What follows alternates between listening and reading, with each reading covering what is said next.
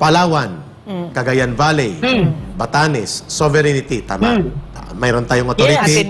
Atin yun. Okay. Ayungin Shoal, not sovereignty, sovereign rights. No. Meaning, Sovereign rights. other countries claim that also. It's just claims. Claims. Yes. At hindi natin siya direct na teritoryo. Tama ba?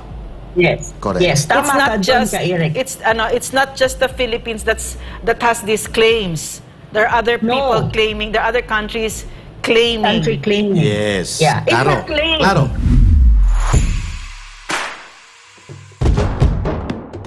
Ayungin Shoal is a very complicated issue. First and foremost, we don't have sovereignty over that area. We only have sovereign rights. That's because of our exclusive economic What's the difference? Anong What's the pagkakaiba? difference between sovereignty and sovereign rights? What did you say? What is the difference again between what you made a distinction? What was it again? Sovereign authority versus sovereign rights. Okay.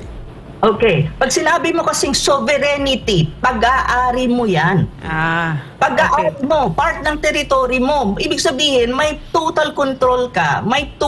Kaya sa'yo yan eh. Kung ano mang gawin mo dyan, sa'yo yan. Walang ko-kontra because when you talk about sovereignty, it is also recognized by the international community, meaning all member states of the UN recognize that you have sovereignty over the area. But look at what happened right now. Do we have? Are we recognized by the international community like the whole 198 members or how many members of the UN na may sovereignty tayo sa Ayungin Shoal? No. Of course not. No, it's not true. For So, God's sake. why would this person think that we had sovereign rights? Siya ang biktima ng misinformation and disinformation na kinakalat ng mga pro-American agents sa Pilipinas, mga Pinoy, at siya din ang biktima ng Western media propaganda against China. At hindi malinaw na pagpapaliwanag sa issue ng South China Sea dispute. Ma'am Ana, para mapakinggan po ng ating ordinaryong mamamayan. Yes. Palawan, Cagayan Valley, Batanes, sovereignty, tama. Mayroon tayong authority. Atin yun. Okay. Ayungin Shoal, not sovereignty, sovereign rights. No. Meaning, sovereign rights. other countries claim that also. It's just claims. Claims. At hindi natin siya direct na teritoryo. Tama ba? Yes. Correct. Yes, tama ka dun ka, Eric. It's not just the Philippines that has these claims. There are other people claiming, there are other countries claiming. Country claiming. Yes. Yeah. It's Claro. a claim. Claro. Kaya nga disputed because there are different and overlapping claims. Okay. Ma'am, pangalawa, para mag-guide namin ng. Okay, go ahead. Meron akong kay Eric kanina nung sinabi niya, Batanes, Palawan.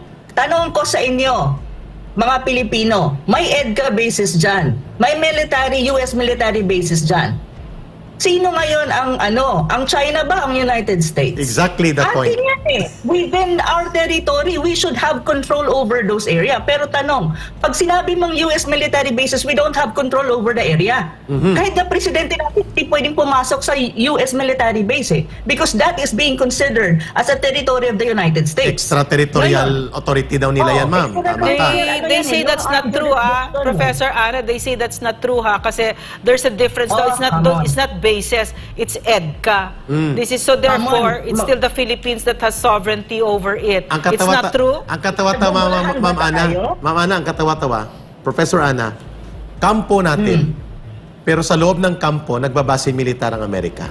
Yun ang hindi kagaya noon na talagang kinilaim nila buo. Para itago ang pagbabase militar, kailangan ang mukha niya, kampo pa rin ng Pilipino. Pero sa loob, nagkakampo din at nagpoposisyon ng armas pangdigma ang Amerika sa loob ng mga Philippine military camps. How laughable is that? Yan para yung facade Alanganan naman siyempre sabihin ng mga Amerikano na hindi, amin yan. Because that already an implication na talagang violate nyo ang Constitution ng Pilipinas. Kasi ano bang sabi ng Constitution? Hindi pwede at hindi pinapayagan magkaroon ng foreign military bases sa Pilipinas. Ano pa yung sinasabi ng Constitution? Hindi pwede ang tinatawag mong foreign troops sa Pilipinas. Pero paano nila dinaya ang BFA? Rotating. Sa rotating, hindi nga alam kung hanggang kailan magro-rotate at walang specific dates.